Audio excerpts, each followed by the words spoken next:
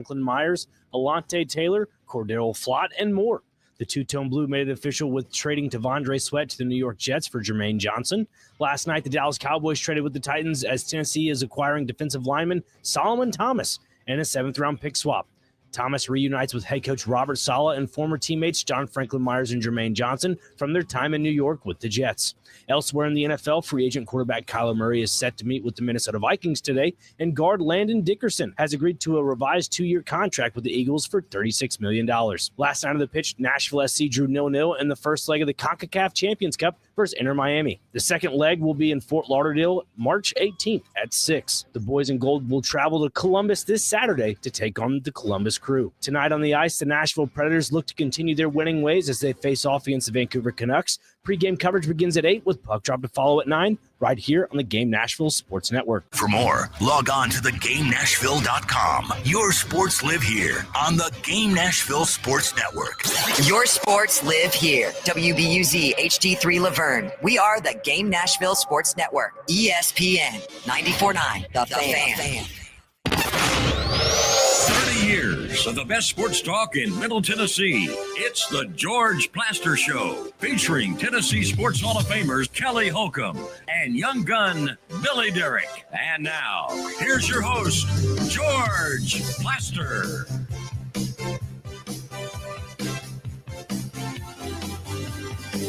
Hello again, everybody. Welcome in. It is well, how would we describe it? It is a busy Thursday afternoon in Nashville, Tennessee. A lot of college basketball going on. We are at Sports and Social in Green Hills Mall, where behind me and back toward the right, a bunch of folks watching the Tennessee-Auburn game that is going on as we speak. Tonight, a lot of action. Feel free to stop in here. They got a bunch of different TVs, as you can see in the background, and all of those will be kind of centered on college basketball. Hopefully, by about 9 o'clock, one of them will also be centered on the Preds. Let's check in Murfreesboro, say hello to Kelly Holcomb. Kelly, how you doing? I'm great, George. How you doing? You look like you're doing well there. You got your nice glass of water, a little sports and social action. This is one of the – I was thinking when you said all that, man, if you're a sports fan, this is one of the most awesome times of the year. Everybody loves the NCAA tournament. Even people that don't really watch basketball will get excited about the NCAA tournament, and that's pretty cool. We have day 3 of Scarface, and given that, we're a little closer to the camera, you all can get a good laugh. When I asked Kelly yesterday, is this going to get better? I believe his answer was, God, I hope so. I can see it today, George. Oh, yeah. I can see it. It's there. Let's check in with Parker Kelly. Parker, how you doing? Gentlemen, I am fantastic. If it seems like I'm a little scattered, I am, because I'm trying to multitask with the Tennessee-Auburn game and then obviously talking to both of you. Well, I'm sorry to keep you occupied. Preoccupied. Yeah. Sorry, Parker. All good. By the way, quick score update. Auburn is up 20-16. Jacoby Gillespie is in a little bit of foul trouble. Had 2 early fouls, was taken out for a bit. He's back in the game. 6 minutes remaining in the first half. And Nate Ament has played some. Looks fine, but who knows? Has a couple of dunks already. The leg looks pretty good. Yeah, it does. Okay, we got a lot to get to. Let me tell you a little bit about what's coming today on the show. Bryan Passink, Alabama's color analyst on radio, former Crimson Tide basketballer, will join us from Bridgestone in about 10 minutes. Terry McCormick is actually here, and he's going to join us around 3:45 with sort of the latest news. The Titans will unveil their new uniforms tonight, and I know he's covering that. So take it away. Let's see what we got.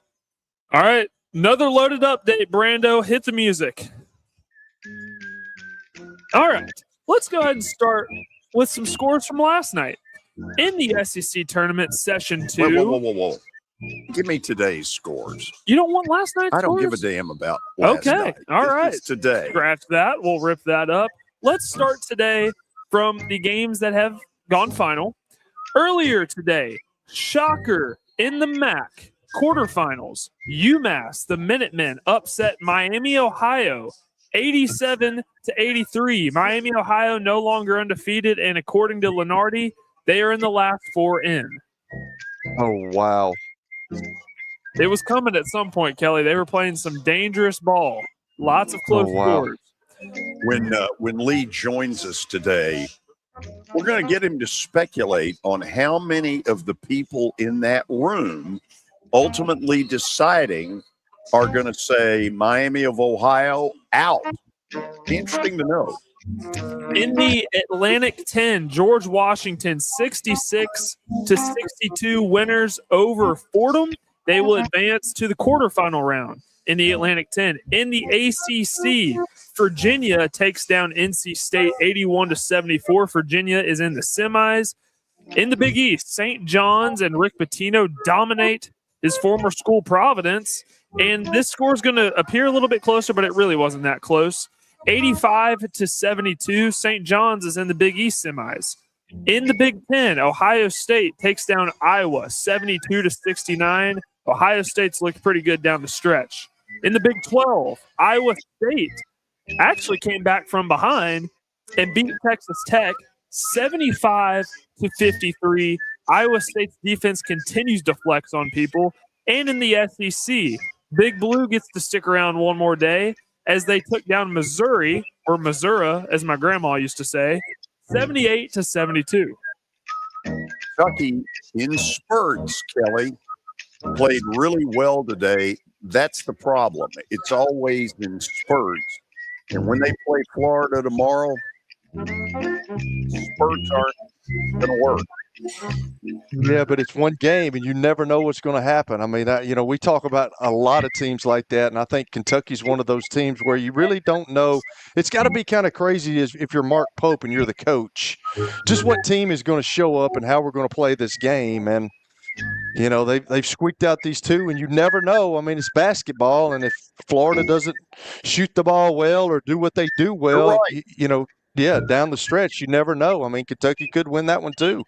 The truth of it is they're playing about it as well as they can.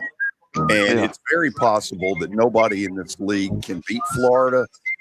But Kentucky's spurts, they're going to have more than that tomorrow. George, they've had such a long week on Broadway. It's okay. Florida will put them out of the misery tomorrow, and the mouth breathers can go back home where they belong. The mouth breathers? The mouth breathers. Oh. The Midcats. The Midcats can go back home. Blue Mist. Right now in the SWAC, Alabama A&M trails Texas Southern 65-64, 2 minutes remaining in that one. The A-10, this could be an interesting one because George Mason could very well win the conference. They trail St. Bonaventure 58-57, less than a minute and a half remaining in that one. The Big Ten, Wisconsin leads Washington 69-55, about 11:45 remaining in that one. The ACC, very good game. Miami has a 1-point lead on Louisville, 42-41. Second half just kicked off in Charlotte. And in the Big East, Seton Hall has the lead over Creighton, 49-45. Big 12, Arizona with a 16-point lead at the half over UCF, 46-30. And in the Mountain West, Josh Pastner's UNLV Rebels trail Utah State, 37-23. And Tennessee is now down by double digits, 29-18 to Auburn. 3 minutes left in the first half. Yeah, these are not your daddy's running Rebel. What was that team that was dominant? Was it like 84? 1984 UNLV? Oh, no, they had several, but they had an undefeated regular season, and then Duke got them.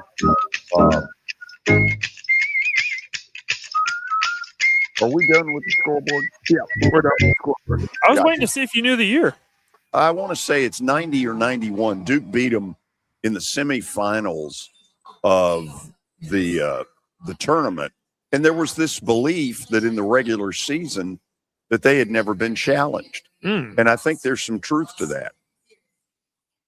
UNLV, I believe they're 18-15. Utah State is favored to win the conference. Let's look at the latest bracketology because there is some movement. And like I said, Miami, now with the loss, is in the last four in. According to Lenardi, Missouri and Texas and VCU round out the last four in. The next four out, Oklahoma actually helped their case yesterday by beating South Carolina. They move into the next four out, along with Indiana, Cal, and some other team. It's not showing up.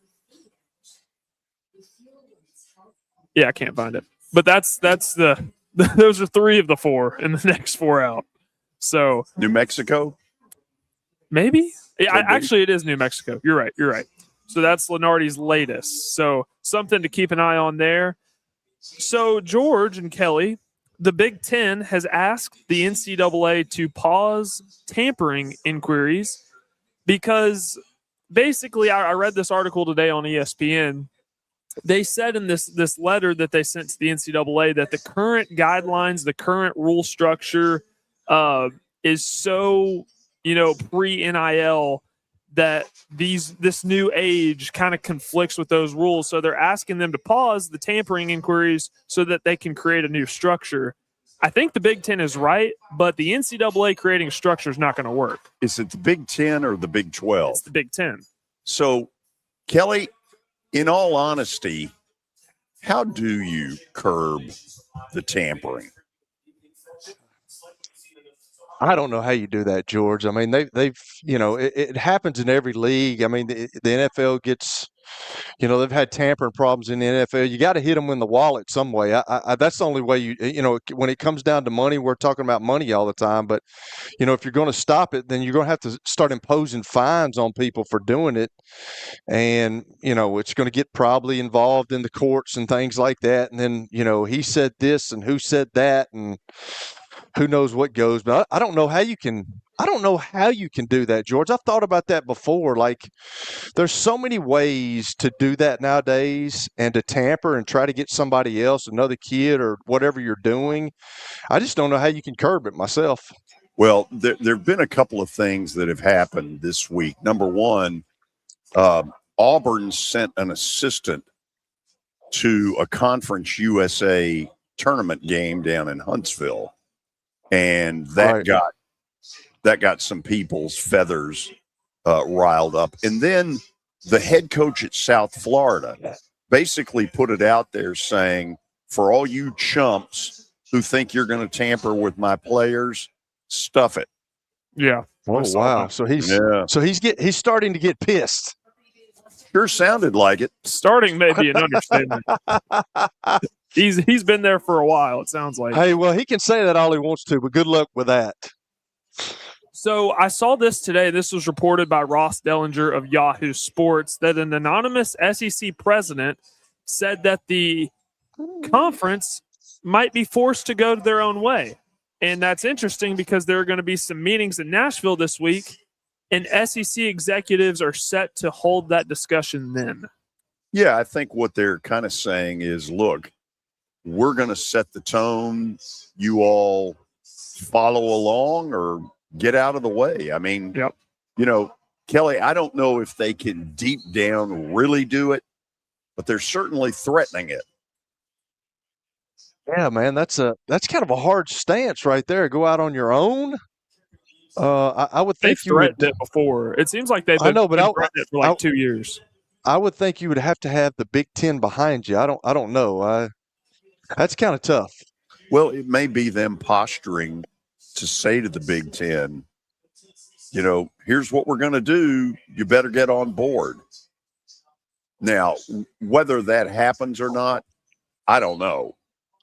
I don't know what they can or can't do, to be honest. And that may be more of a question for Lee Fowler. Yeah. Right. In the NFL, the Titans acquired some more depth on the defensive line. This is not a shocker. Another solid guy. They traded a 7th-round pick to the Dallas Cowboys in exchange for Solomon Thomas and a 7th-round pick. So they basically swapped 7ths this year. Okay. Making Solid moves. coach I like them in it. San Francisco and New York. It's becoming very apparent, Kelly, that Mike Borgonzi is listening very closely to Saleh and Brian Daboll and trying to get people that they're comfortable with. And that's, being a good general manager. I mean, that's kind of what you have to do. I mean, I think that's where you start. And if they're good football players, I'm sure Mike Borgonzi sat down and watched them. And I know he's taken their word for it, but he sat down and watched them and said, hey, let's do it. So I think it's a step in the right direction for sure. By the way, Tennessee, they're in trouble. Tahad Pettiford's hit another 3. 32-21 Auburn with 1 minute left in the first half. Tahad Pettiford is 3 of 5 from 3 in the first half. This feels like Tennessee's got to get more offense. Yeah, not exactly Captain Obvious there. I think that's kind of been the thing all year, though, with Jacoby Gillespie and the Ament kid. Like, if they don't score, where's it coming from? That's why I asked Tony that the other day, and his answer was, I don't know. And you can tell they're playing it safe because Ament's kind of been on and off the court. But George and I were talking before. To be honest, and I can't believe I'm saying this because I'm hyper competitive, but I don't really care if Tennessee loses or wins this game. Now, if Tennessee wins, I'd love to beat Vanderbilt in the next round. But if Tennessee loses, you remember a couple years ago they lost to Mississippi State in the quarters and then made it to the Elite Eight. So I just get healthy. An early exit in this means less than it has ever meant. Right. Now, this is great for Kentucky. What's going on right now, the level of confidence that is starting to give that team, they certainly have the advantage of kind of a home crowd. They've earned that. Their fans give it to them, and more power to them. On Tennessee's end, first of all, this isn't good enough. But secondly, maybe the time away helps them. I don't know. Right. And 2 years ago, all the offense came from one guy. That was Dalton Connect. So just get Ament healthy. Hopefully Jacoby Gillespie stays out of foul trouble. I need to get to a couple more things real quick. Kelly, our guy Chig, is no longer with the Titans. Go figure. He signed with the Commanders yesterday. Well, you knew that was going to happen. Yeah. So when he posted on social media that he was, put up the deuces, he had a good feeling. And the Titans are revealing their new uniforms tonight. Terry and I will both be there, so we will have boots on the ground and hopefully a good report tomorrow. Okay. I lied. 2 more things. Cam Ward was throwing yesterday. He posted a video on social media, so that's a good thing. And the Preds will be in Vancouver tonight. Puck drop at 9. And thank you, Italy, for beating Mexico 9-1 yesterday, because now the U.S. is in the quarterfinals, and they'll take on Canada tomorrow at 7. On the Preds front, it's a game they ought to win. Vancouver has gone in the dumper. Lost 20 of their last 24. This is a really good opportunity that the Preds need to take advantage of on the road. 20 of 24, man. Hey, team morale's not very high. That's bad stuff. Okay, after the break, we'll go down to Bridgestone Arena. Alabama color analyst and former Crimson Tider Bryan Passink will join us. This is the George Plaster Show. When I got my first car, my dad told me, keep the gas tank full and my number on speed dial. Now parents are telling their kids, save 615-242-9000 just in case.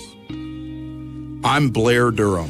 If you or someone you love is in a wreck, call us. We're here to get you the money you deserve. It's easy to say good things about the folks at Strike and Spare Family Fun Centers. Number one, I trust them with something that's near and dear to me, the Plaster and Friends Celebrity Bowling Night.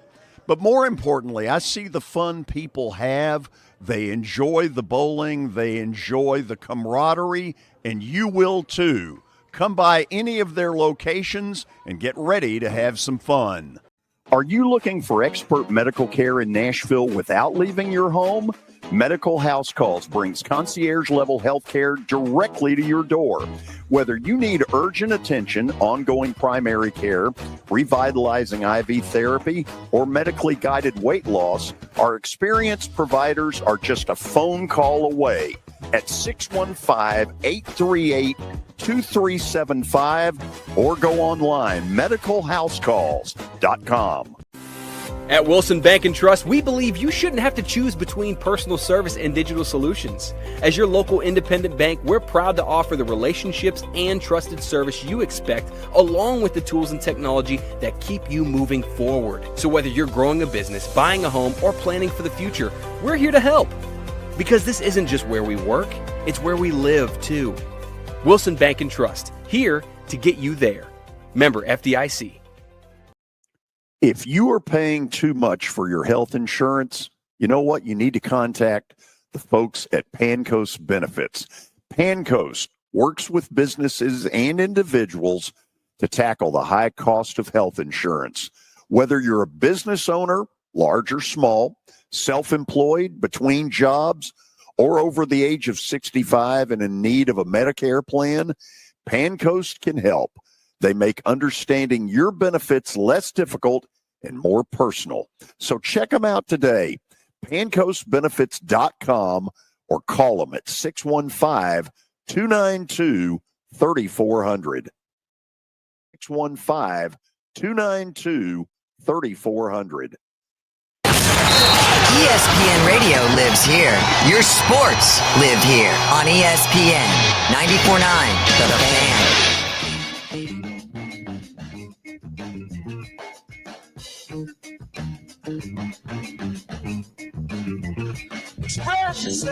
We are back at Sports and Social in Green Hills. In the background, the Tennessee-Auburn game is on. It's gone to halftime with the Auburn Tigers leading the Big Orange 32-25. Let's go to Bridgestone Arena. Bryan Passink has been on this show several times over the years. He is Alabama's radio color analyst. I'm afraid I just called it just Alabama. It sure sounded like George, your redneck. Hey, and is a former Crimson Tide player, and he joins us from Bridgestone. Bryan, thanks for doing this. George, great to be with you, man. You Tennessee guys can't pronounce Alabama. It's all right. I understand. Well, I'll work on practicing it. So right off the bat, your thoughts on what you've seen in the first half. Tennessee struggling on offense. They are. And listen, Auburn's not a great defensive team, but to their credit, their backs against the wall, probably need to win this game to be on the right side of the NCAA tournament bubble. And they've come out, they're making shots, they're banking in shots, and they're guarding, which is something they haven't done with consistency this year. To me, the Auburn roster is an NCAA tournament roster. They've just not been able to defend, especially the three-point shot this year, and it's cost them. But they've done a good job here in this one. And Tennessee has had some really good looks that have rimmed out. I think Auburn deserves credit for some of it, and the other is just a little bit of cold shooting by Tennessee. But I think with all things considered, to just be down 7 with the way they played, not a bad spot to be. If Tennessee can do what they do, impose their will defensively, rebound, and get their offense going a little bit, they're going to have a chance to come back and win this game. Bryan, could you tell much about Nate Ament?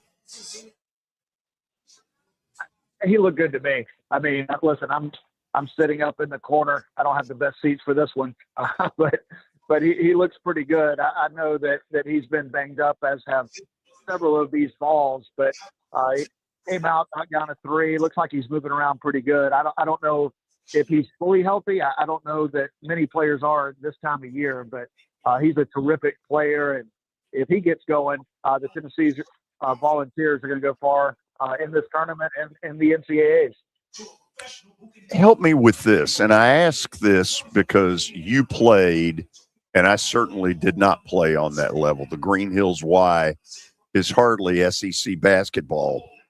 But 3 games in 3 days, that's what Kentucky is going to deal with tomorrow. It's hard enough. It's Florida, who is really good. How much does fatigue become a factor by that third day? I think it does.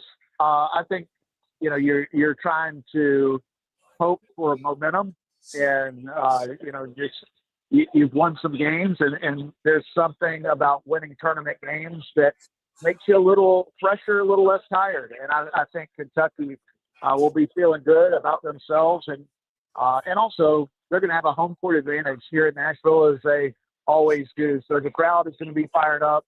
This team's feeling good about getting a couple of wins, and I think they'll be ready to play. I think it's going to be a great game, although Florida might be the best team in the country. They're the hottest team in the country. They're a number one seed, I think, without a doubt, in the NCAA tournament. So Kentucky is going to have their hands full, but I would expect them to be playing on adrenaline, emotion, and, oh, by the way, they got pretty good talent as well. Give me a thought or two on how difficult this has been at Alabama. You get Bediako back for a few games. You start to get in a rhythm with him. Then he's ruled not eligible to play. How hard has this been for the players to adjust to changing circumstances? Well, it has been difficult, but not for that reason, in my opinion. Alabama has dealt with so many injuries this year. They've got a couple guys out for the year. They've had almost their entire roster banged up. So many guys have missed multiple games, a bunch of practice time, and they haven't had the continuity that you hope they would have. It's really amazing to me, the job that Nate Oates has done. I thought he should have been in contention, and probably was, for SEC Coach of the Year because of the injuries they've dealt with. Alabama, I think, won, is it 9 out of 10, 10 out of 11? Either way, they're playing their best basketball of the year right now, and I think it has a lot to do with the health of this team. They're as healthy as they've been all year long. I personally don't think the Charles Bediako situation was a distraction at all.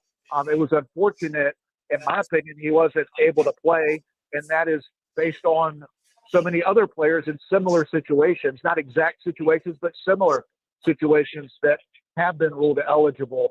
But really, that wasn't a distraction. And to me, the best example of that is how they played after he's not been on this team. Now, that's nothing against Charles. It's more the fact that this team has gotten healthy, and they're playing their best basketball right now. Couldn't come at a better time as we get into postseason play. There's a chance you guys are going to play Georgia tomorrow. And, Brian, Georgia has gotten my attention. They're a handful. They are really athletic, and you guys have found that out too. Yeah, no kidding. Listen, Georgia got my attention. They got your attention, and maybe we're the only two because nobody's paying attention to the Georgia Bulldogs, and they should. They're a really good team. Mike White's kind of reinvented himself. They're playing a different brand of basketball. They're now one of the fastest teams in the country. Mike White has never been a guy that really pushes pace. They're doing that in a similar way that Bama does. And they played really well a week or so ago when they took it to Alabama at Stegman Coliseum. They're knocking down threes. They're playing with pace. They're defending at a high level. And they're a team that I think can make the second weekend of the NCAA tournament. And nobody's really talking about the Georgia Bulldogs, but they are really good. And if that's who Bama faces tomorrow, the Tide's going to have their hands full. But we'll see. Looking forward to watching Georgia and Ole Miss tonight to see who plays Bama. Brian, Kelly Holcomb. I want to go back to Charles Bediako. I know this is water over the bridge, but being a former player, how did the players react to that? I don't know if you were – I'm sure you're close enough to it. How did the players – because I know, playing football a long time ago, if that would have happened in our football locker room – now, I played at a different time a long time ago. It would have been kind of different. Do kids worry about that now, or did they just kind of welcome him? Well, they welcomed him because they love him, and Charles is one of the best guys that I've been around. I mean, he is a high-character guy. His teammates loved him before, and they were disappointed for him because he wasn't able to continue to play. So, I think that's obviously a unique situation. I mean, it's never happened where a guy like Charles has tried to come back and play that was a former college player. But when you look at some of the other situations around college basketball where professional basketball players who've gotten drafted into the NBA, played the G League, played in the first division in Europe, are now eligible playing college basketball, you understand why he tried to do it. But I don't think that's something that you could do with just anybody. But because of the person that Charles is, it was easy to do because he's easy to root for. His coaches were, his teammates were.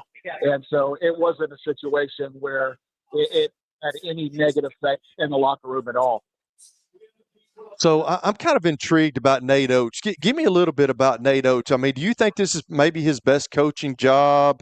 I was looking today, and I know that every year that he's been there, he's had a first-team All-SEC guy there. But, like, what makes him tick? Because if you're looking from the outside in, and you're inside of the organization, but, like, he's a great basketball coach, and you know, he brings things together just like the Bediako situation. Like, that was something that you just talked about, obviously, but it was different, and he handled it really well. But, like, what makes him tick, and what makes him as good as he is? Yeah, he's one of the best in the college game, no doubt about it. And he does it in such a unique way. He's an analytics guy. He's a former high school math teacher. And so he leans heavily on analytics, but he also has a great feel for his guys. He's a motivational type coach. He's a player's coach, and guys love playing for him. And he gets on them hard, and he loves them hard. So he really has a unique relationship with his players. And, you know, guys around the sport, they want to play the style that Alabama does. It's a fun style to play. You know, you're going to get up and down, you're going to get pulled, and you're going to get yelled at if you don't take open shots. And that's something that really good players like. They want to be let loose, play with freedom. Guys do that. Aiden Holloway is a great example. He was a high school All-American. He goes to Auburn, has a pretty solid freshman year, but decides to transfer to Alabama and has really blossomed in Nate Oates' offense. He's played with freedom. He's playing with confidence. He's now an all-SEC performer, and I think he's one of the best guards in the Southeastern Conference, if not college basketball. So it's a fun style to watch. Our fans love it. Coleman Coliseum has been rocking for the last 7 years. Big reason for that is the success, but also the style of play, and players love it. Recruits love it. Guys in the portal want to play this style. It's one of the reasons Bama's talent level has gotten where it's been over the last few years. How good is the Filine kid? I mean, you know, we've seen him for a couple of years. He's kind of the, you know, he's a scorer, but what kind of guy is he? Is he the leader? What kind of player is he? He's a great player, and he's tough. And I think he's one of the top 5 players in America. He's being named to different All-American teams, and love the fact that he decided to come back. He was literally a last-second decision. I think there was 30 minutes left that you could take your name out of the NBA draft and keep your eligibility. Thankfully, he decided to come back. He worked hard on his game. He was an inconsistent shooter as a freshman. He's now become a really good and consistent three-point shooter. He's right around 40%. He's big, he's quick, he's athletic, he's crafty, and he's also highly skilled. I think he's going to be a fringe lottery pick if he decides to go out. I would expect that to happen. He's had a spectacular year, and a big reason why there's a lot of confidence with this Alabama team to make a run here in Nashville and next week in the tournament. Oh, wow. So my last question is, I'm sure you keep up with all the bracket stuff and bracketology and all that, but, you know, they're talking about Alabama maybe being a 3 seed, but it might be a little harder now. They may have to go to a 4 seed. What do you think about that? Where would you like to see them go? Thanks for stealing my question, Kelly. Well, that's what George does to me all the time. Good, you know, sorry. No, listen, it's a good question from whoever wanted to ask it. I think Alabama's right now, I mean, the betting odds would probably have to say 4 seed, but if you can get by the game tomorrow, either Georgia or Ole Miss, and then a huge matchup on Saturday, if you're fortunate enough to be there against Arkansas, we saw an epic battle between Bama and the Hogs in Tuscaloosa a few weeks ago, 117-115 double overtime. LeBaron Philon against Darius Acuff, one of the great games that I've seen in years.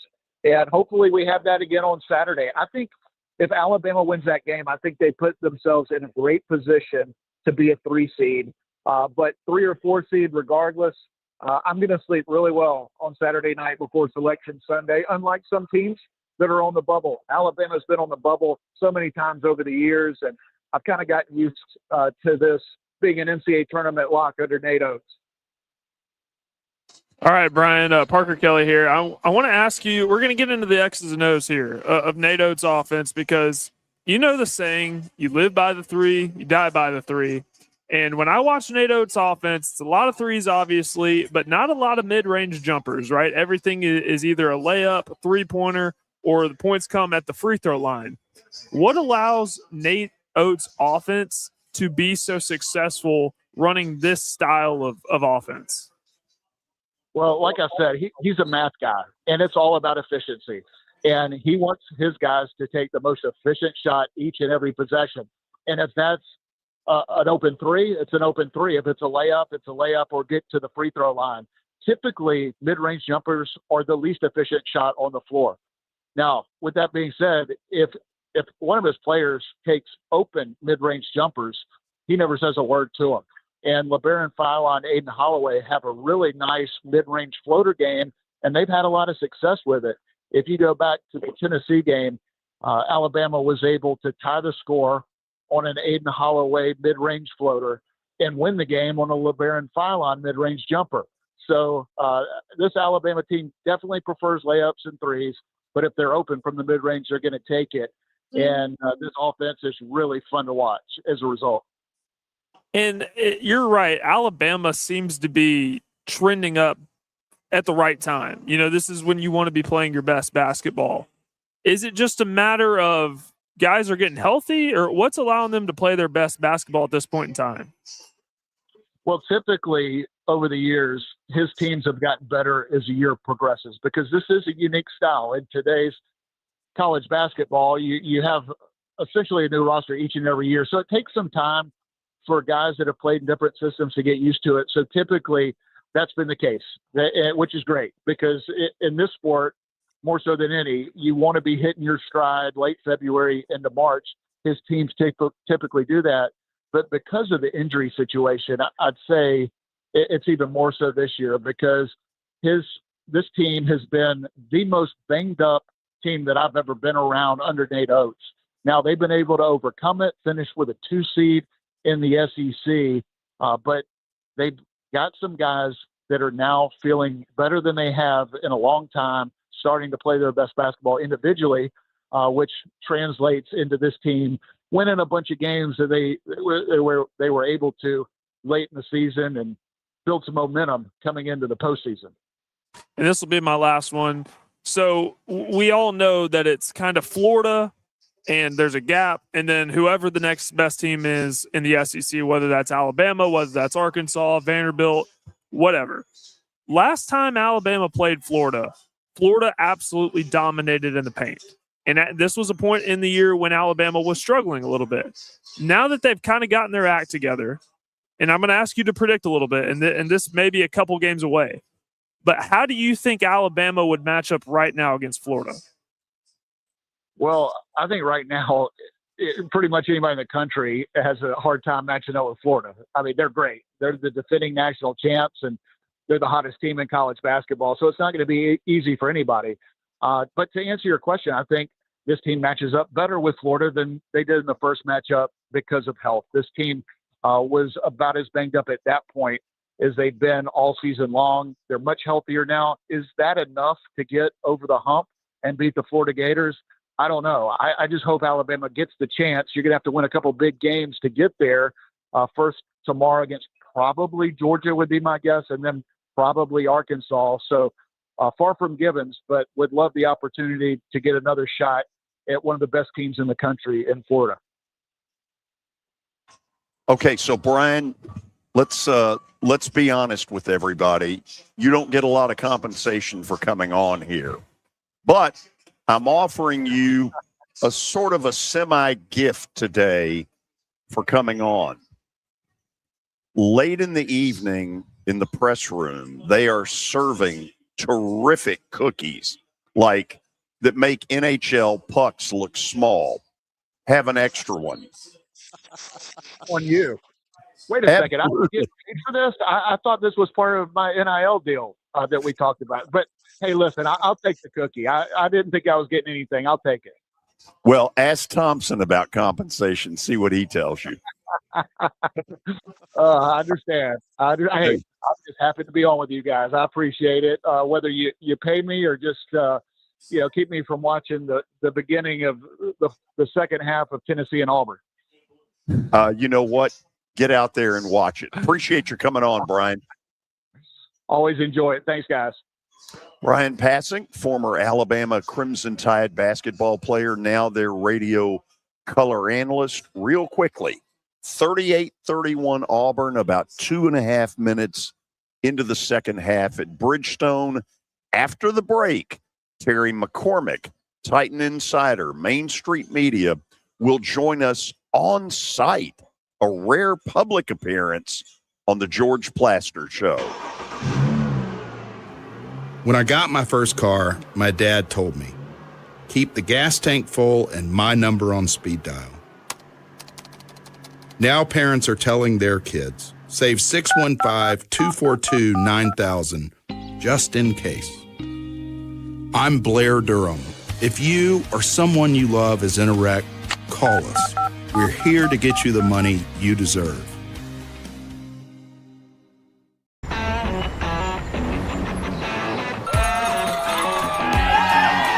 Smashville hockey. Around here, it can sound like a language of its own. But hey, if you can pronounce Demumbrian, then names like Yossi, Shea, Marchessault will roll right off the tongue. Nashville Predators, only in Smashville. Sports and Social at Green Hills Mall is the new home for our Football Night in Nashville promotion.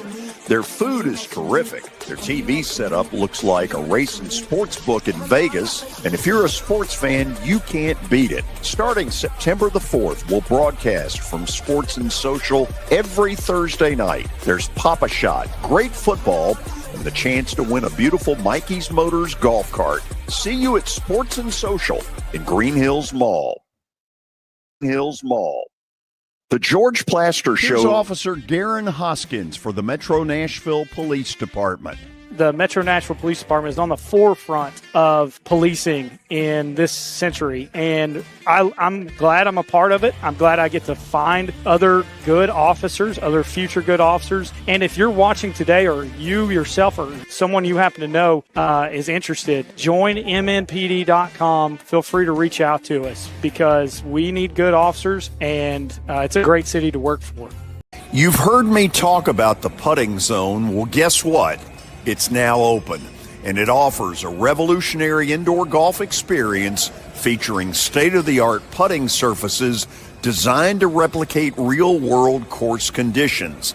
It allows players of all skill levels to practice, compete in tournaments, and connect year-round.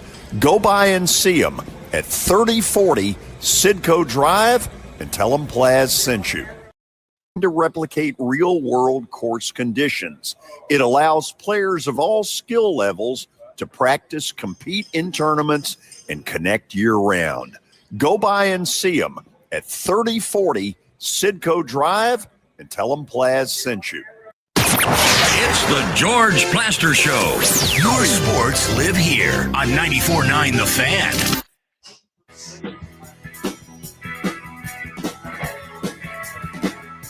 Okay, we are back. A rare appearance by the, what would we say, bespectacled? Bespectacled, I guess. Okay. Yes. So let's put it in English. Yeah. He's got on glasses. Terry McCormick here with us. We'll tell people what's up here in a minute. But first, how do you think the Titans have done so far in free agency? Well, I don't think there's been a lot of home runs. I think there's been a lot of singles and doubles. And here's this the thing with a team that's rebuilding with a new coach and a new coaching staff almost completely, before you can run, you got to walk. And they're bringing in guys who are very familiar to what they have done in the past. Saleh has seemingly reassembled the 2023 New York Jets on defense, and then going to add Jeffrey Simmons to it. And then on offense, Dayball has got some guys that he's very familiar with as well that came with him from the Giants. And then, of course, Mitch Trubisky, who was with him for a little while in Buffalo. So they've brought in people that can kind of get this thing going and get it off the ground as part of this rebuild process, because they've got to start building a foundation here, because there have been so many changes with different coaches, different GMs, different philosophies, that there are plenty of parts that don't fit anymore. And you got to figure out who fits and who can get on board and all that sort of thing. So the whole, we take a bunch of former Jets, we take some former Giants.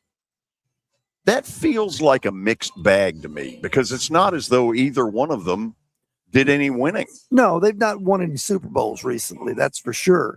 But, I think you have to have some people that know what your system is and know how to run it, and also can be fairly productive. These are not just, the worst of the worst or something that the Jets had. These are guys who have been fairly productive, and in some cases very productive for Saleh on defense. And then you got guys on offense like Wan'Dale Robinson, who had a really good year last year. And, I don't think anybody's expecting superstar status out of these guys, but they are expecting them to accelerate this process, because when you implement something brand new and your quarterback's learning it, your receivers are learning it, your offensive line's learning it, your whole defense is changing back to a 4-3 from a 3-4. There's a lot of moving parts there. And the more people who already understand it, the easier it's going to be to implement it and not, be at square one at the end of training camp and wondering, do these guys know what they're doing? Kelly, feel free to jump in on this in a minute. I've brought it up a couple of times. It seems like Borgonzi is saying, you tell me what you want and I'll go get it. It does seem sort of like that. I mean, that's kind of what a GM is supposed to do. He's supposed to assess, and that's one of the things that they said that they went and did this offseason when they brought Saleh in, brought Dayball in. They kind of said, show us the type of guys that you want, and we'll show this to the scouts and whatnot. And that's the type of players we're going to go after. And I think you're already seeing that in free agency on the pro side. And you're going to see that more as they find people who fit what they want to do once the draft gets here. Kelly, George, feel free to jump in here. Here's what I was going to say, because I want to go back to the last question. When people think of the Giants of the last couple of years, of course, the first year he was there, he went to the playoffs. But then he kind of fell off a rock, kind of off a cliff. And then you look at the Jets, and the Jets haven't been good. But I want to say this, because the first thing I thought of was it's the Jets and the Giants. But even when you got the Jets and the Giants, or a bad team, you still got some great players on that team. Now, I'm not saying these guys that they brought in are great.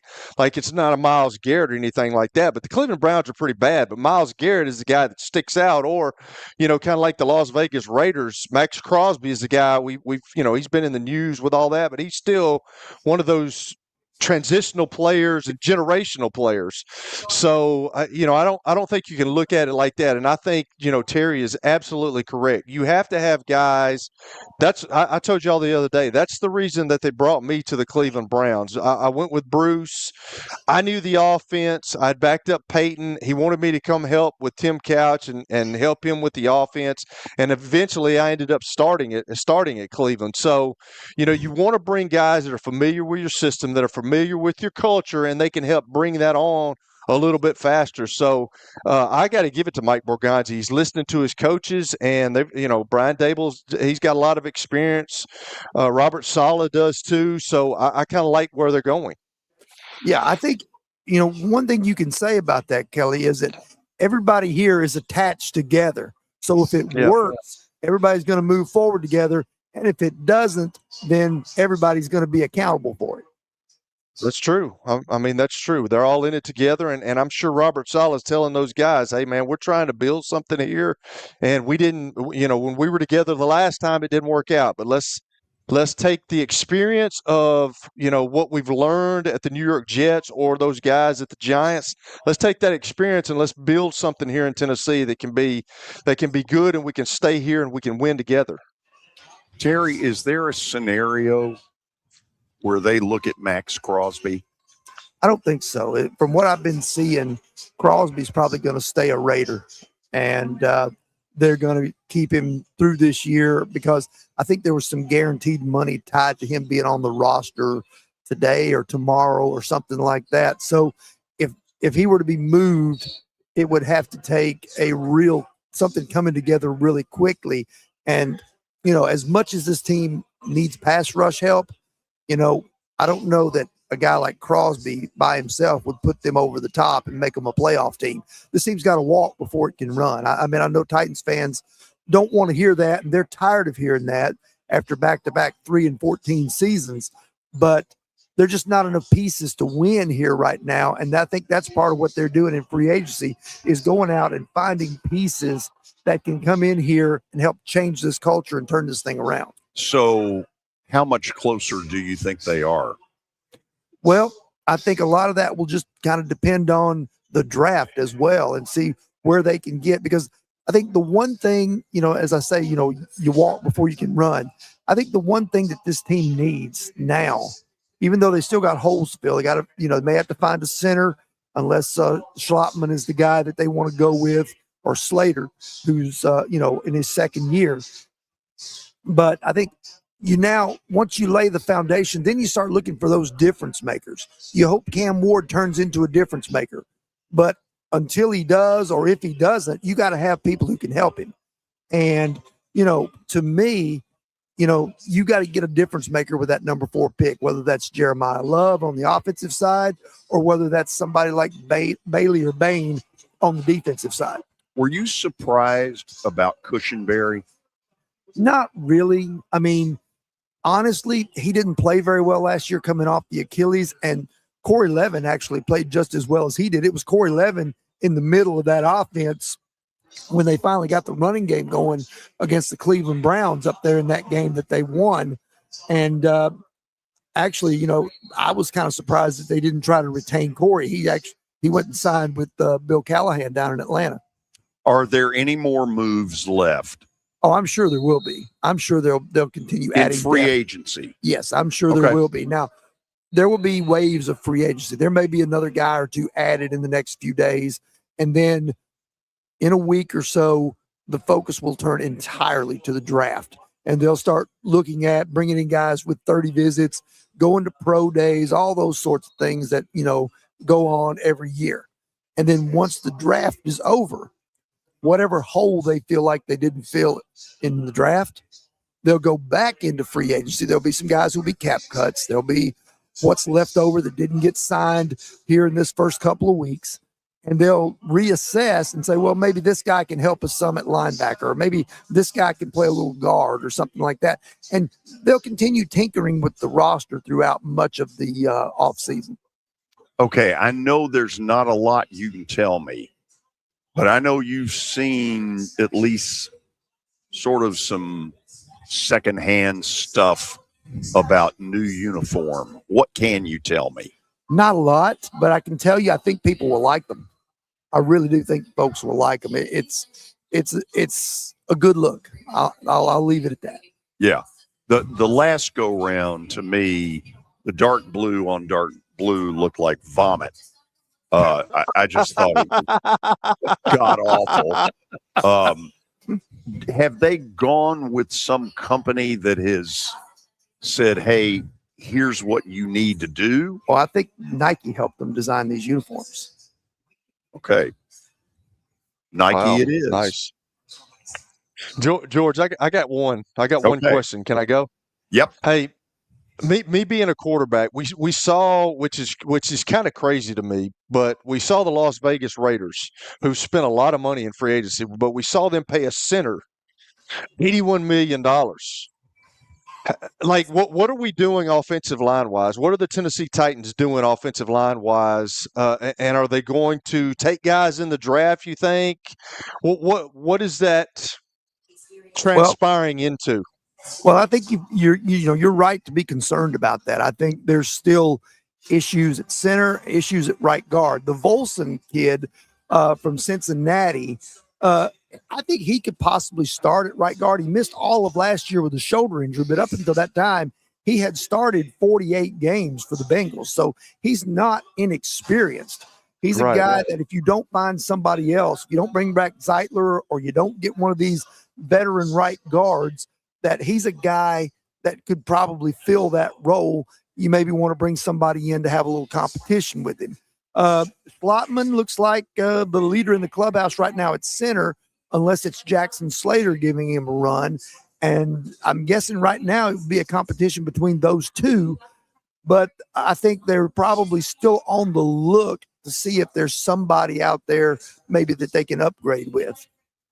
Are they still good with J.C. Latham on the right? And then are they going to go with the Moore kid again on left? Or are they going to bring anybody in to compete with him?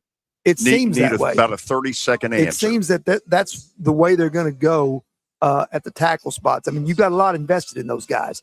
Latham, 7th overall pick. Moore, you gave a big fat contract last year and I think there's an out after this year. So I think this year it's Dan Moore. And then maybe you have to start looking again if he doesn't live up to it. Okay. Thanks, Terry. Appreciate the rare public appearance. Autograph signing, maybe? I don't see any lines, so I guess we'll have to postpone it. Thanks for doing this. All right. See ya. Okay. Hour number 1 is about in the books. When we come back, we'll have stat of the day, which isn't always pleasant. Then we will have a March Madness scoreboard update, the very latest going on, and then Lee Fowler to talk college basketball on the George Plaster Show. This week's Nashville's best deal is a $25 gift card for only $12.50 from Barrel House in Mount Juliet, a true bourbon lover's destination. With an impressive selection of bourbons and handcrafted cocktails, it's the perfect place to unwind and discover your new favorite pour. And nothing pairs better with great bourbon than one of Barrel House's perfectly cooked steaks. Get a $25 gift card for only $12.50 at thegamenashville.com/deals. A DePauw University education goes beyond the classroom. Here you'll explore ideas, challenge yourself, and connect what you learn to the world. Ready to think boldly and lead with purpose? Learn more at depaw.edu. It's Family Leisure's Factory Direct Sale. Which factory? From where? Family Leisure has truckloads of new model merchandise from all their factories arriving daily. Like what? Well, spas for one. All the new model spas are here and on sale from Artesian, Catalina, and American Select Spas as low as $29.99. And now introducing the Sundance Luxury Spas. Okay. Family Leisure is getting all the new patio furniture styles. Three Palms, Berlin Gardens, and Woodard are on sale. And there are still a lot of floor models left to sell at ridiculous prices. The guaranteed largest selection and lowest prices in the Mid-South. Now that's interesting. Family Leisure has factory direct pricing on pools. 24-foot pools starting as low as $29.99 installed. Solid wood slate pool tables are only $19.99 as well. Even the massage chairs and theater seating are on sale. Family Leisure even has a huge selection of infrared and traditional saunas starting at only $19.99 installed. At both huge locations, Antioch and Franklin. Family Leisure's factory direct sale going on now. Well, family and fun come together. Now, here's your latest Fox 17 Code Red weather report. I'm Fox 17 meteorologist Greg Bobus. The forecast this afternoon, cooler, high temperatures only in the low to mid 50s. Good news is, though, sunshine continues all day straight through sunset.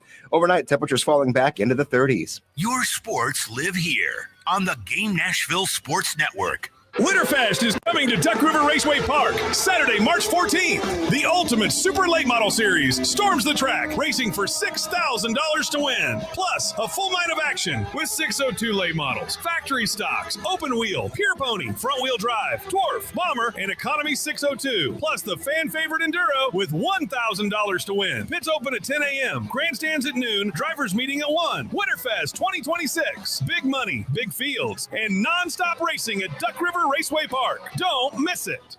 You enjoy the thrill of gambling, but what happens when it becomes a problem? Whether you want to cut back or quit gambling altogether, the Gambling Clinic has been helping people change their gambling for over 2 decades. We're here to help, not to judge. The Gambling Clinic is a Tennessee-based clinic offering in-person and telehealth support to help people win back their life. Visit us at thegamblingclinic.com. This project is funded by the Tennessee Department of Mental Health and Substance Abuse Services. Brought to you by the Gambling Clinic, the Tennessee Association of Broadcasters, and this station. In case you missed Chase and Big Joe. It's an end of an era when you look at the Flaming Thumbtack and all its glory and all the many years of memories that it's given us. You're making a lot of people cry right now. To know that this is it. And at about 8 o'clock tonight, it'll be a new era. It will be. We're going to miss it, man. Yeah, I'm going to miss you, man. Yeah, they're moving on. And I thought the uniforms for the last 6-7 years are the worst uniforms in football. I've always said the Titans are the worst uniforms. I'm kind of excited about this new oomph they're putting out there tonight. I'm excited for it. I think it looks good. I mean, the mocks we see, I don't know if they're the real thing or not. I'm going to laugh if they're nothing like what. Right? That's going to be crazy. But the simple fact is what we've seen so far, pretty continuous across the board. I like it. Just embrace the Oilers blue and then go forward and then boom, we got it. Chase and Big Joe, weekdays at noon. Your sports live here on 102.5 The Game. Your sports live here. WBUZ HD3 Laverne. All around the world on the Game Nashville app. We are the Game Nashville Sports Network. ESPN 94.9. The Fan. A Cromwell media station. It's the George Plaster Show. Your sports live here on 94.9 The Fan.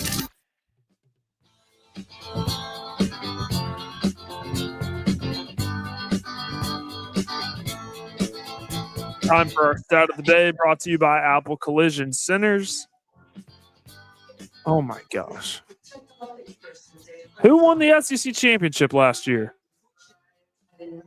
Kelly, help me with this because I was there for the Saturday games. Florida beat Alabama and Tennessee. Tennessee beat.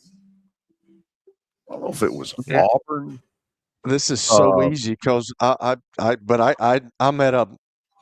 a brain fog right now, man. This is so easy, but I think it was Florida. Let's go with Florida.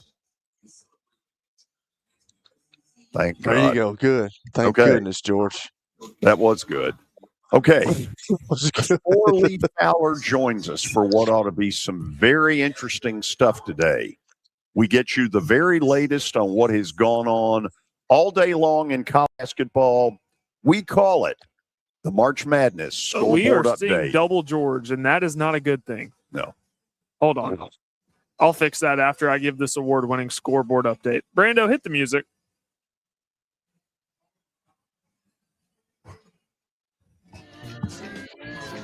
Doesn't appear he's paying any attention to you.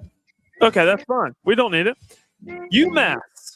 For those of you that were not here earlier, the Minutemen of UMass took down Miami, Ohio. First loss of the season for the Redhawks, 87-83 in the MAC championship quarterfinal round. In the A-10, George Washington, a 66-62 winner over Fordham.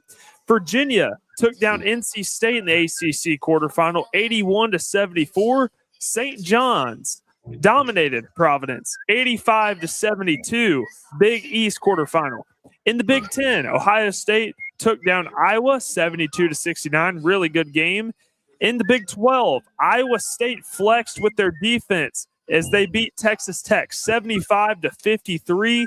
Big Blue survives one more day as they took down Missouri earlier, 78-72. The SEC tournament. Missouri, George. It's Missouri. I'm just impersonating my grandma. And you, Alabama. Toledo took down Bowling Green, 77-76. Lots of good games in the MAC today. In the SWAC, Alabama A&M survives in overtime over Texas Southern, 85-74. The A-10, St. Bonaventure with the upset over George Mason, 63-57. In the Big Ten, this one actually got good late. Washington made a comeback but fell just short to Wisconsin, 85-82. And in the Big East, Seton Hall rolls over Creighton, 72-61. Right now, Auburn is up on Tennessee by double digits, 49-39. About 11-12 remaining in the second half. In the ACC, Miami, they have a lead over Louisville, 69-64, 2:38 remaining in that one. Arizona, 59-44 over UCF, 8 minutes remaining in the second half. Utah State has a 64-49 lead over UNLV, about 6.5 remaining in that one. And lastly, in the MAC, Akron leads Buffalo, 42-29. Okay, that is your March Madness scoreboard update as we broadcast live from Sports and Social in Green Hills, where there will be a lot of basketball tonight and a lot of good stuff happening. Feel free to come out and be a part of all of it. Let's say hello very quickly to the former chairman of the NCAA selection in 2001, my former color analyst, Lee Fowler, joining us here. Lee, how you doing? I'm doing great, George. How about you and Kelly and Parker? We're good. Doing great. Right? We're good. You ready? I was actually chairing 02, but that doesn't matter. Yeah, don't let facts get in the way of a good story. 02, 01. That's right. There. Well, so, it's exciting. It's an exciting time. Not only is everybody watching games, the committee showed up last night and they started the process. And so okay, as games are going on, they're picking the teams, and they got a couple, 3 people putting the 12th line and the 16 together. They're proceeding. They got a couple more in the middle part of the bracket. They got a couple more in the top of the bracket. And last night, before they went to bed, they had to give their teams that would go in the tournament without any discussion. And that's usually in the high teens to low 20s of people they don't feel like. And you have to be on 8 of the 10 ballots to do that. And so this morning, those people are in the tournament without any discussion, and the rest of it starts. Is your suspicion that Tennessee and Vanderbilt are both on that list? I would think that they could be on that list. You never know. It's according to how many people are from the eastern part of the United States, and because 8 out of 10 is pretty high. So, I would think that they're on that list, but you by no means have to be on that list to make sure you're going to get in, and both of them are going to be in. So, whether they are or not, I think they'll be in the tournament easily. So, Lee, now all of a sudden they've got something to really deal with that could get a little hairy in the Miami of Ohio situation. Miami O loses today to UMass. They had won 31 in a row before today, and yet most of the people that have watched them have not come away going, oh, Miami of Ohio, they are, God's gift to basketball. They haven't looked that impressive for a team that has eked out a ton of close ones. When Miami O comes up in that room, is it your opinion that there are people in that room who say, punt them, they don't deserve to be in? Well, I think that'll be part of the discussion. But, George, I think the stat is that no team with 29 or more wins have ever not gotten in the tournament. Now, having said that, I would think that I thought going into that tournament, Akron would win it and would beat them in the finals if they got there. So I didn't think that they were the best team in the league, and they didn't play that well all year, but they went undefeated. So it's tough to not consider them heavily, but I think they definitely move themselves maybe into a play-in game at best, and hopefully they end up in a play-in game, because I don't think they'll be voted into the regular tournament, the teams that'll get in without having to play in Dayton to get there. So, it gives them access to the tournament, gives them the money that you get for playing a first-round game. If you win, you get 2 units, and they're worth almost $500,000 now. So it's something that it really is something, George, that makes you want to think about maybe having some more play-in games for teams like this. where they, you don't completely keep them out of the tournament. They won their season. They've won most of their games. I mean, like a Belmont. If Belmont doesn't get in, they lost the first round in their game. I would say Belmont and Miami, I would say probably Belmont would win that game. And that's the discussions that you'll have in that room. And, is there room for more of those type teams? I think the consensus among most people in basketball is we don't need 12, 13, 14 of the big conferences. We need to make sure that maybe a Cinderella team deserves to get in, and we don't put them in, but they have to play their way in. So those are the discussions they're having, and that'll probably be decided in the spring after the tournament's over, really in the summer meeting. Lee, last Friday, when Belmont got ripped to shreds by Drake, I said at that point, they're out. Is there some scenario that you can see that on Sunday they get a reprieve and their name is up there somewhere? Well, I think there's a chance if people know much about Belmont. Now, they've had kind of a history in the tournament the last 2 or 3 years, so they're respected. And if coaches are on that committee, they know how good Belmont is. And I would hope that they would be in the discussions, but that's not what most people have them in those discussions. So I think that's sad. They had a great year and a great conference. I think a really good conference. Probably the conference has been underestimated more than Belmont is. And I watched some of those games late in the year, and there were some good teams in that league. And so you hate for a team that had that kind of players. And unfortunately for Casey, it seems like about 3 or 4 of those guys will be in the NCAA next year at somebody else's place going to the NCAA tournament, like the Floridas and the people that their ex-players have played on. So there'll be discussion. I'm sure they'll be in the mix because they won the league. Everybody is discussed if they won their league during the year. So just don't know, what's going to happen in the rest of these games. But I would say it's a long shot, but probably if they knew what I knew about Belmont, it shouldn't be. They should definitely be in consideration. I don't mean to cut anybody off, but Tennessee just tied it up against Auburn, 51-51. They just hit the under 8 timeout. Okay, big surge by Tennessee. 12-2 run. Yeah, to get back in there. Lee, you hear the phrase eye test. So not that my eye test means anything, but my eye test tells me that Tennessee State is really pretty darn good, but there's also going to be the league is kind of a joke right now. It's not any good at all. So what kind of discussion goes on about TSU and where they should be seated? Well, I think, just because of their league and being a 1 bid league, the good thing is we started back when I was in there is we started people really evaluating those teams in the OVC, those type champions, because they know the ones that are already in. A lot of them have already punched their ticket. So they really try to make sure that that grouping, those last 4 seeds, you get the best team at the top of that and go down. So they'll have an opportunity because in other years you just kind of placed them because they were their RPI wasn't that good, now the net. And so now I think there's a better look at those teams to give them the best seeds you possibly can, but they're still going to fall in that bottom quadrant.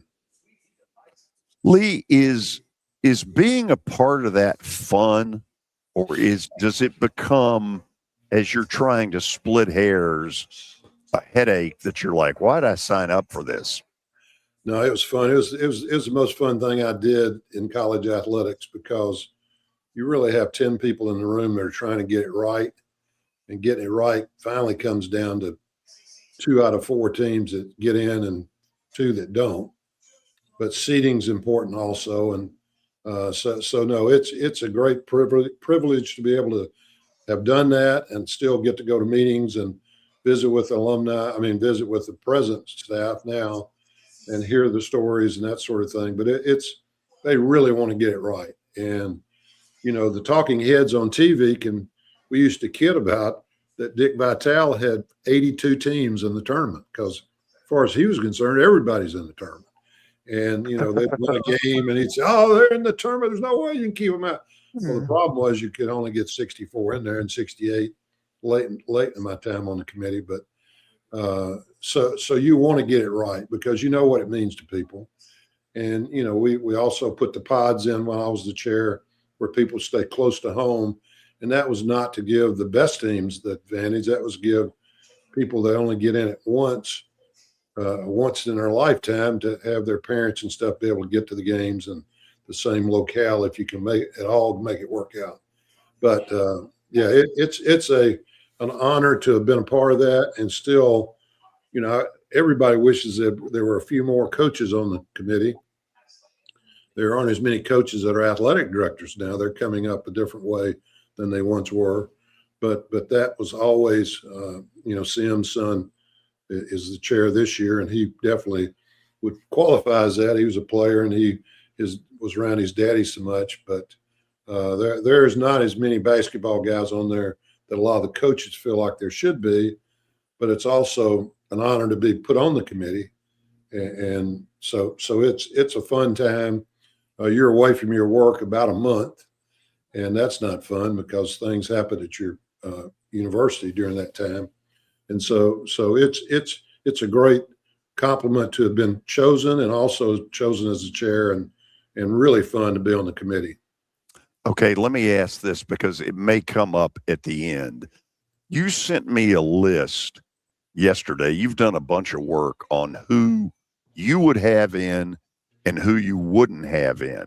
And I'm not sure I know exactly how you want to use that today, but at the end, we'll do it. Give me one little tease. On the ones okay, go ahead. Auburn loses to Tennessee today. Are they in or out? I think they're out. And I don't think it's just because of their loss to Tennessee. I'm just not sure they've done enough during the year to get into the tournament. And so it's both. Losing, you got to remember, George, they're breaking a lot up there when these games are on and watching games. And they know Tennessee has been injured and isn't playing as well. And so a lot of those factors will enter into that.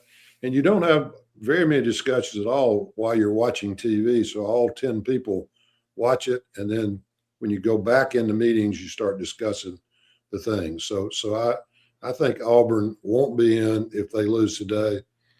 I'm not sure they'll be in if they win, but it's because of their whole body of work.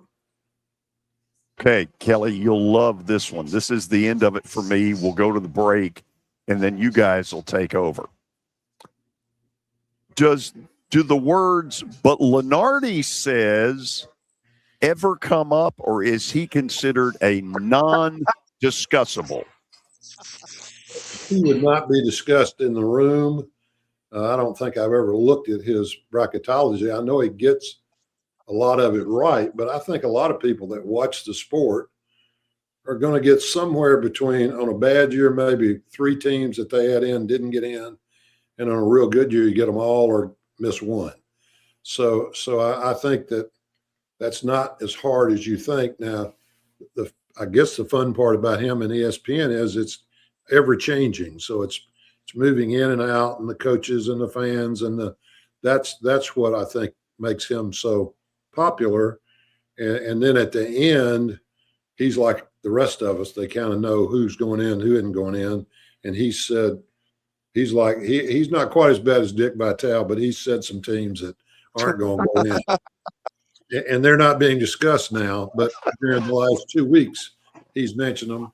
So he's very good. He knows what he's doing, but the seating and the places they play and all that stuff is really complicated. And now they have computers. They used to have just Sim and Rudy Davalos and those kind of guys doing that on a piece of paper. So I think it's improved over the years, but I think it's great for the sport because it keeps conversation going for a long time with college basketball. I got to meet Rudy through CM. What a piece of work he was. By the way, Tennessee, if my math is right, 17-2 run And a 56-51. Yeah, a 10-point deficit is now a 5-point Tennessee lead. The winner of this game takes on Vanderbilt tomorrow at around 2:30. We'll go to the break. 2002 NCAA men's selection chairman Lee Fowler with his weekly visit. Kelly and Parker will talk to him next on the George Plaster Show. When I got my first car, my dad told me, keep the gas tank full and my number on speed dial. Now parents are telling their kids, save 615-242-9000 just in case. I'm Blair Durham. If you or someone you love is in a wreck, call us.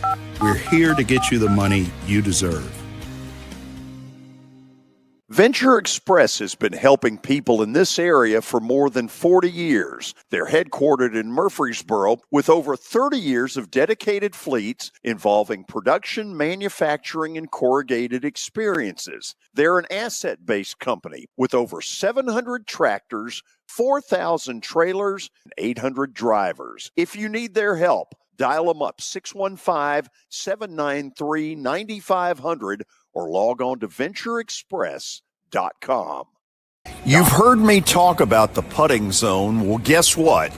It's now open, and it offers a revolutionary indoor golf experience featuring state-of-the-art putting surfaces designed to replicate real-world course conditions. It allows players of all skill levels to practice, compete in tournaments, and connect year-round. Go by and see them at 3040 Sidco Drive and tell them Plaz sent you. Are you looking for expert medical care in Nashville? It's easy to say good things about the folks at Strike and Spare Family Fun Centers. Number one, I trust them with something that's near and dear to me, the Plaster and Friends Celebrity Bowling Night. But more importantly, I see the fun people have. They enjoy the bowling, they enjoy the camaraderie, and you will too. Come by any of their locations and get ready to have some fun.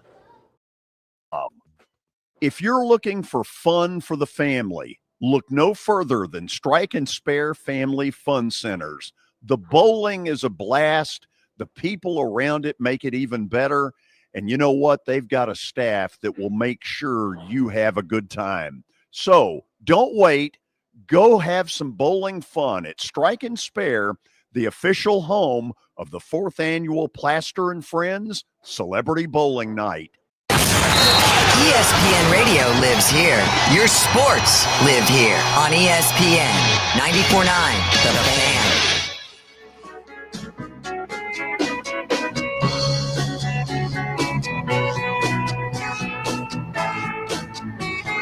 Quick update on the Tennessee game. The Vols are up 58-51 on Auburn. Felix Okpara just threw down a slam.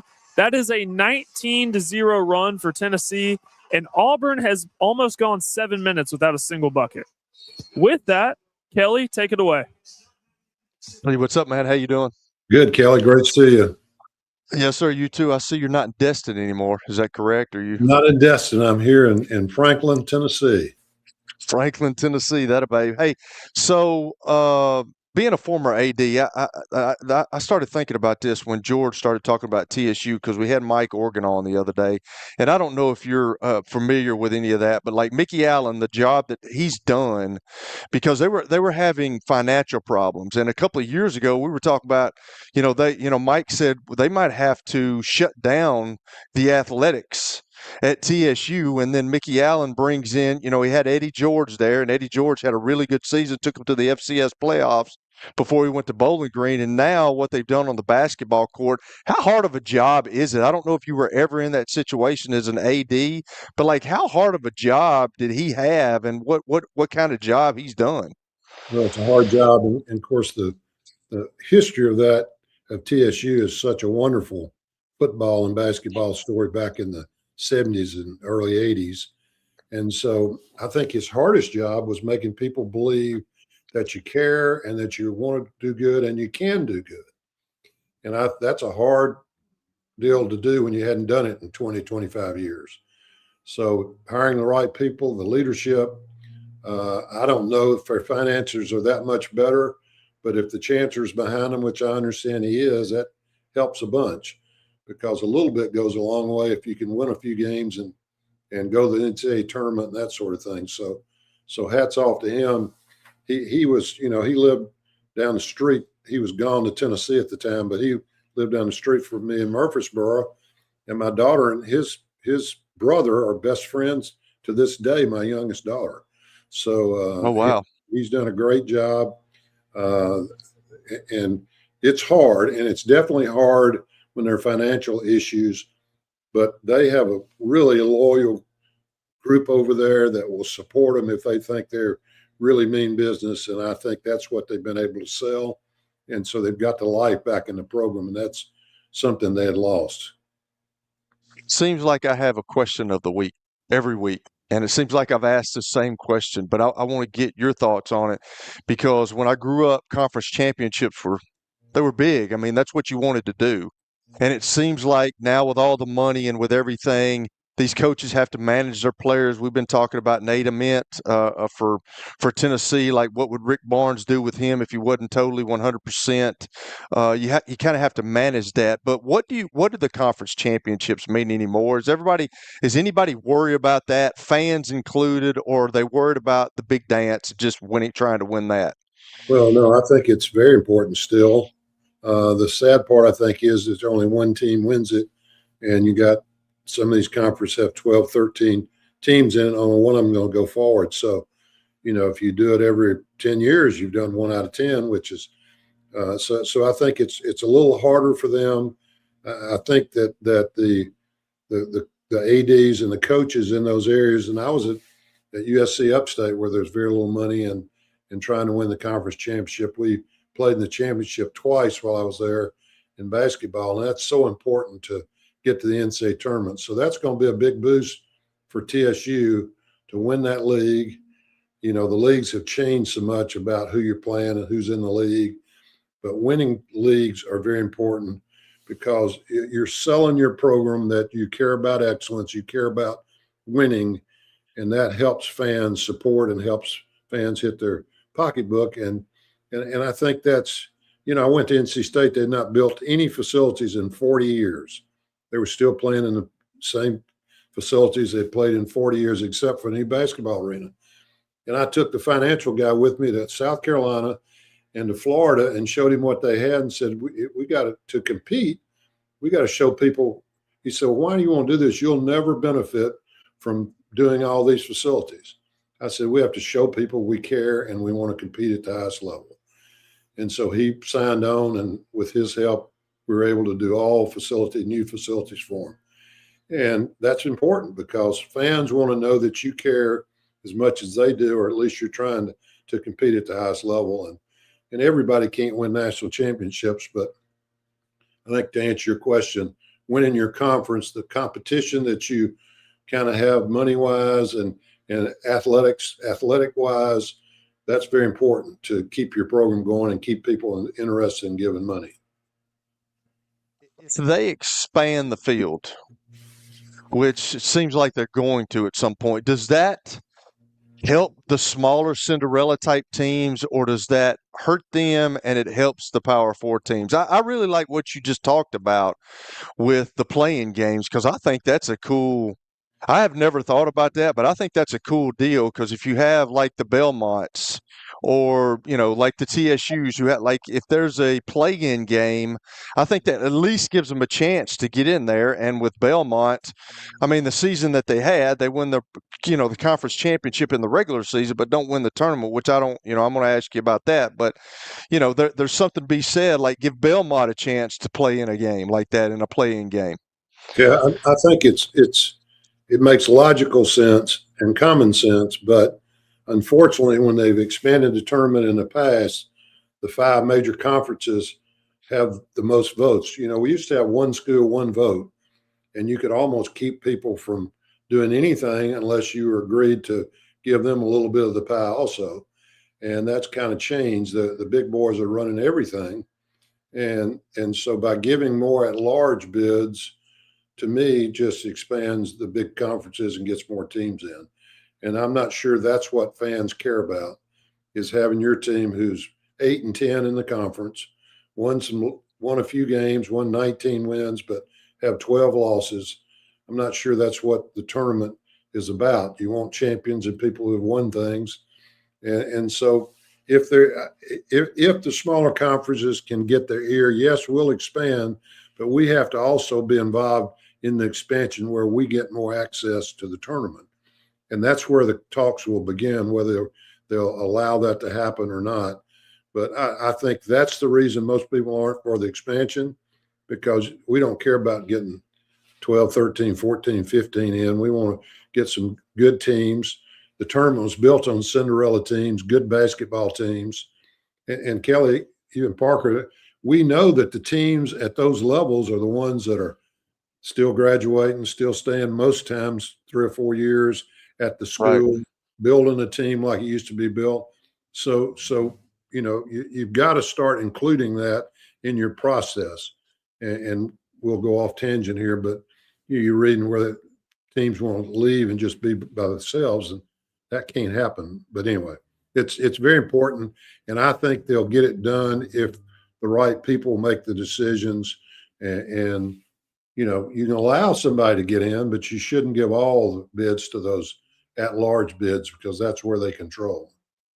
So I'm going to ask you this and bring up Belmont again. Like they win the conference championship in the regular season, but they lose. And there's a lot of pressure, because that now the Missouri Valley Conference is a one-bid league, or the Ohio Valley Conference. So is there a way to, and that's what, and I brought this up earlier in the week, but that's, that kind of drove Kermit Davis out of middle, because he won, he had a 26-27 win season, and then they get beat in the conference tournament and they don't make the NCAA tournament. Like, is there some way to rectify that? Like, I know that the Ivy League schools used to do where, if you won the regular season, then you were the one that were getting the bid.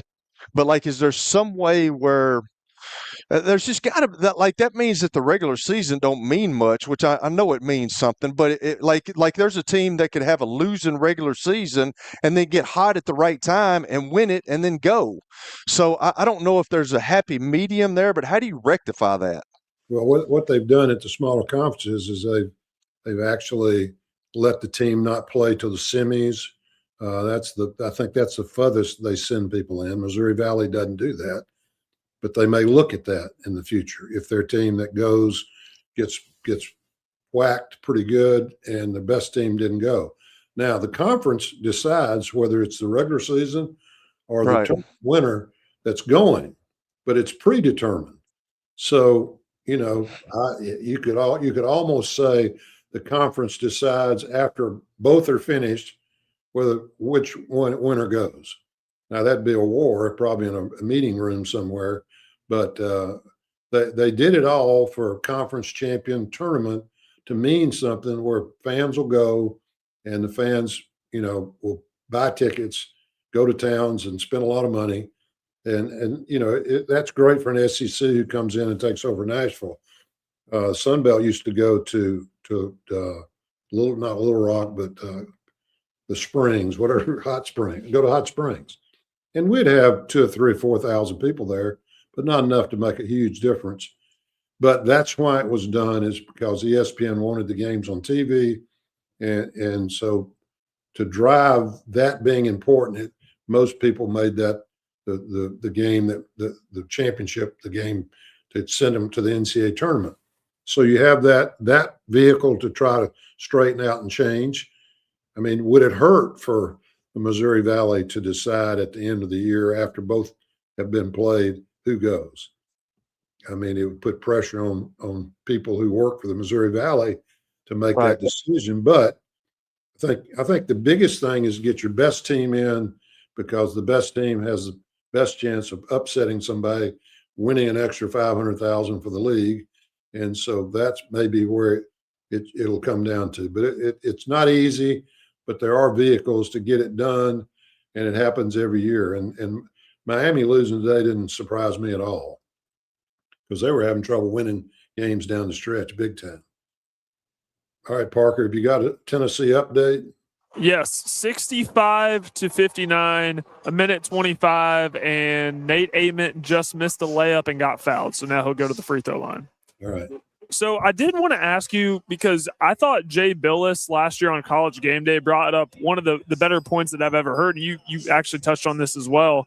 With the NCAA tournament, they expanded this thing to 68, and I feel like a lot of us are like, okay, whatever. It's just a couple more games. You're adding 4 more teams. But this, in my mind, is meant to be a championship tournament, not a tournament built for, teams like Auburn. And I get their strength of schedule's tough. I get that they have wins over, Florida. And I think they have a good quad 1 win earlier on in the year. But at the same time, they're 7-11 in the conference. And if they lose this game, which it's looking like they will, they'll be 17-16. And then you look at Indiana. Indiana's been struggling as well. So I don't think teams like that should be anywhere near this bubble. When you look at the bubble this year, and it's one of the weakest I've seen in a long time. So to me, that's the reason why we don't expand this thing. Well, and I think it's changed. I think with the athletes being paid and moving around every year, I don't think you have the depth of good teams that we've had in the past. I think coaches have lost their teams. I think coaches struggle to win close games at the end because they don't know their teams really well. I don't know if you heard Hurley at Arizona State. He won the first game, and after that game, he said, here I am in the huddle. I'm telling them we're getting ready to go 5 up with a minute left, and they're not listening. He says, I'm not their voice. I looked at them; they weren't listening to what I was saying, and that's what's happening. I mean, where I'd have been if I hadn't listened, or at least hadn't pretended I was listening. You'd be on the back row, and some other guy was playing. They didn't care. They lost by 20. They were going to punish you. Well, now, we'll lose them for next year. I mean, now there's so much, and Kelly's talked about it a lot. There's so much in it now. It is tough to control and teach your kids. You got to be respectful, responsible, and you got to play with a team attitude. And that's, I heard Dykes today on TV saying, well, this last minute now, I think it was a Kentucky game. Well, you can't go and on your own now. This has got to be a team play at the end. You can't just decide you want to take a shot. Well, that's what's happening, and that's why you got teams that are lost more games, and coaches realize it. They just can't do a lot about it because they're struggling in the way the game is set up now. You're struggling to discipline and do the things the right things to do, because you're trying to hold on not only for this year, but next year. You don't want to lose that freshman who's playing, go somewhere else and play for somebody else. So it's probably transfer rule would be the quickest way to fix a lot of it, but how that would hold up in court, I don't know. But anyway, that's why I think you got the bubble is not as hard to pick this year as it has been in the past. I did see that about Bobby Hurley, and it ultimately cost him his job because he wasn't winning enough. And I know that Donald Trump had the roundtable for the future of college sports on Friday in Washington, D.C. And kind of the synopsis of all this is he wants to try to put the toothpaste back in the tube, which seems like an impossible task. But I don't know if this is going to work or whatever. I think he's going to try another executive order. But, outside of the, all the legalese mess, how do you, because I see this in my generation, like I'm around this all the time, I see it. How do you get kids to truly buy in, to listen to what you're saying, and to not try to be the one that's always taking the last shot, trying to be the hero? How do you get that through to them? Well, Kelly, you could probably tell them you have authority over them and you're responsible for their playing time. Bobby Knight used to say, bench to butt. Butt talks really well to the head. You put them on the bench, but it's hard to put them on the bench when they're just going up and leave because you don't have authority over them, really. Right. So that's the issue, is being able to transfer. If they know they can't transfer, or if they do, they got to sit out, and then that team doesn't care about having them sit out for a year, then it changes the whole game. And once again, they do it, they'll go to court, and whether you can control that, I can't imagine that you can't, in your contract, when I get a kid to come from UCLA to my school and I put in the contract, I'll pay you this if you sign this piece of paper saying you'll be with us 2 years. You can't transfer for 2 years. But they say, okay, I'm not coming to your place. I'm going to go somewhere else where we can transfer. So unless they resolve that, I can't imagine how they're going to get any authority over anybody because everybody's moving. And I get so tired of watching ball games where the whole conversation during the game is where they've been, what schools they've been from, where they played last year. The great shot blocker in the game today, he'd been all over the place. And then some of them come back to the same school they started at. So it's all craziness, but it is what it is. But I know that's why you're saying it'll be easier to pick the teams this year than it has been. And there won't be as many people griping about it, except the coaches who didn't get in and mad because they didn't get a bonus and may lose their job over it. So. Well, I was at the South Carolina game last night, and Michie Johnson is one of those guys. He was at South Carolina, went to Ohio State, then came back to South Carolina, and you're seeing that happen all the time. So, I did want to ask about the bubble because you're looking at Miami, Ohio, and had their first loss, and I know that their strength of schedule may not compare to an Auburn, may not even compare to an Indiana, but at some point, right, the record has to factor into all of this because if you're comparing them to an Indiana, I mean, Indiana has 13 more losses. Auburn has, at this point, looks like 15 more losses. So that's going to factor into all that, right?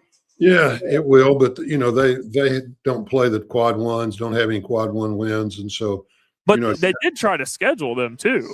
Well, and nobody wanted to play them. They say they did now, but you don't know if that really happened or didn't happen. I guess that's true. I would say from what I know at this point, if I was in the room, my biggest concern was, and I think it's right, the West Coast Conference, they're thinking is going to get 3 in. And I think Santa Clara and St. Mary's and Gonzaga are all really good teams. But are they better than Belmont? I mean, those are the type teams I would think you're comparing. Is that a 3-team league when you got Belmont?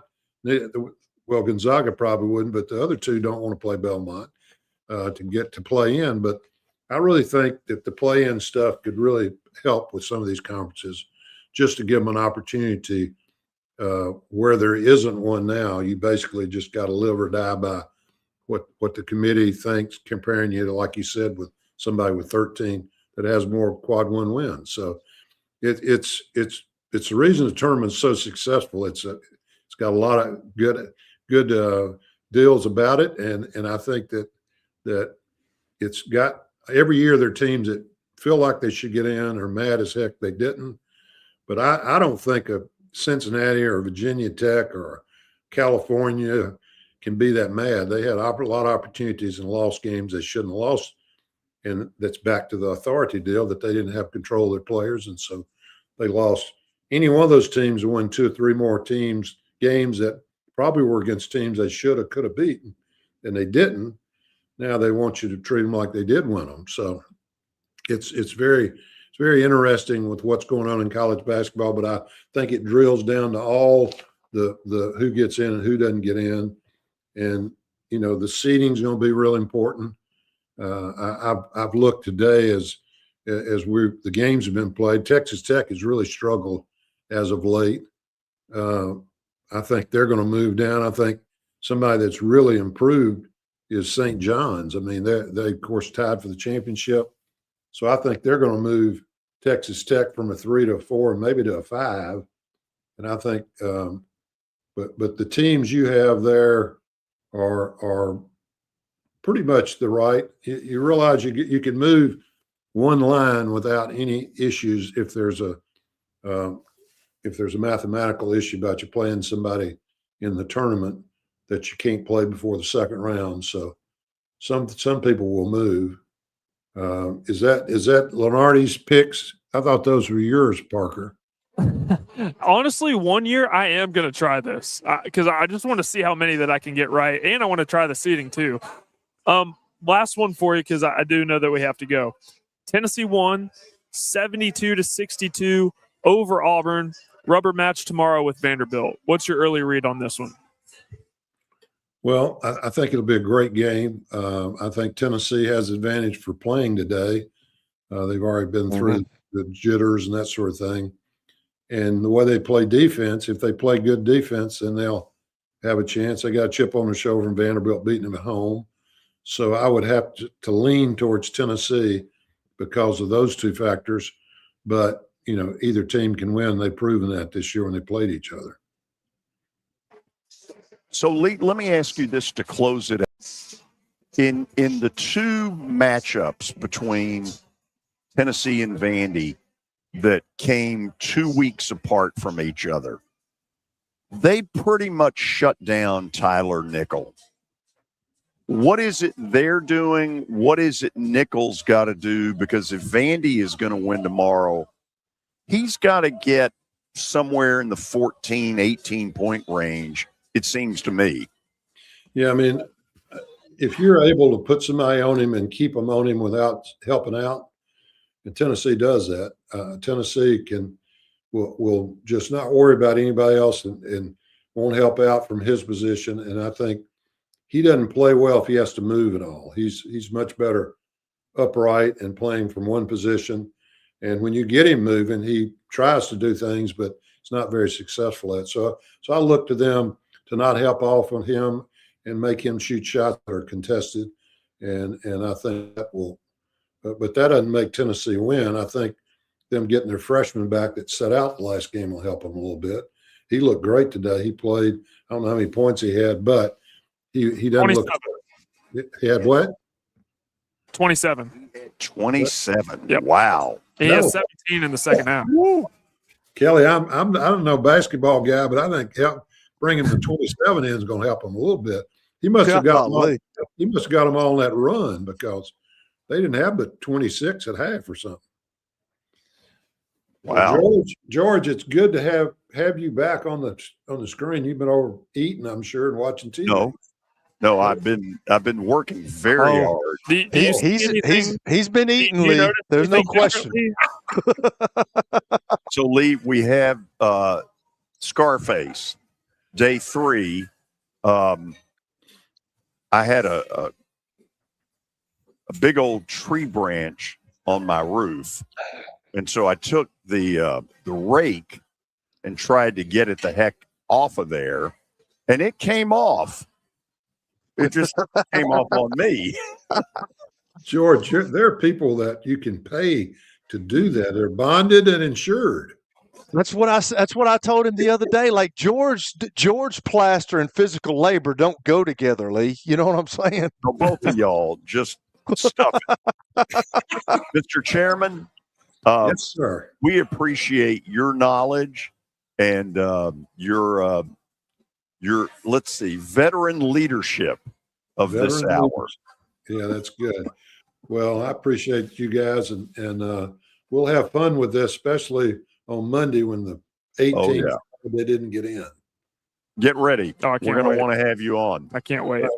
Talk to you. Good to see you guys. Our thanks to Lee Fowler for joining us. We will wrap this baby up and sort of look ahead to what's coming, because round 3 of Tennessee Vanderbilt. 3. What was that? 3. Round 3. Yeah. Well, 3, George. Count. Yeah. What's the O? You know when they hit a 3 and a 3. Oh, yeah. Okay. Okay, stay tuned. Whatever it is we're doing, we'll do more of it when we come back on the George Plaster Show. When I got my first car, my dad told me, keep the gas tank full and my number on speed dial. Now parents are telling their kids, save 615-242-9000 just in case. I'm Blair Durham. If you or someone you love is in a wreck, call us. We're here to get you the money you deserve. As the trusted premier custom home builder in Middle Tennessee, Donnelly Timmons has over 20 years of experience in the industry, Whether you're looking to build your dream home or renovate your current home, their team will ensure that every client and every remodel is unique, luxurious, and completed on time within budget. Founders Dustin Timmons and Joey Donnelly have over 25 years of construction experience in the Nashville area. Together, they have completed projects in Forest Hills, Oak Hill, Green Hills, Franklin, and Brentwood. Dustin and Joey believe that communication is the most important aspect of all construction projects. Therefore, they personally manage each project themselves and are involved in job site activities on a daily basis. Their commitment to quality and integrity has earned them an outstanding reputation among their clients. Contact them to set an appointment for a free consultation or to view some of their completed projects. Give them a call at 615-456-7983 or log on to DonnellyTimmons.com. If you are paying too much for your health insurance, you know what? You need to contact the folks at Pancoast Benefits. Pancoast works with businesses and individuals to tackle the high cost of health insurance. Whether you're a business owner, large or small, self-employed, between jobs, or over the age of 65 and in need of a Medicare plan, Pancoast can help. They make understanding your benefits less difficult and more personal. So check them out today, pancoastbenefits.com, or call them at 615-292-3400. Sports and Social in Green Hills Mall is the new home for our Football Night in Nashville promotion. Their food is terrific. Their TV setup looks like a racing sports book in Vegas. And if you're a sports fan, you can't beat it. Starting September the 4th, we'll broadcast from Sports and Social every Thursday night. There's Pop-A-Shot, great football, and the chance to win a beautiful Mikey's Motors golf cart. See you at Sports and Social in Green Hills Mall. Hills Mall. It's the George Plaster Show. Your sports live here on 94.9 The Fan.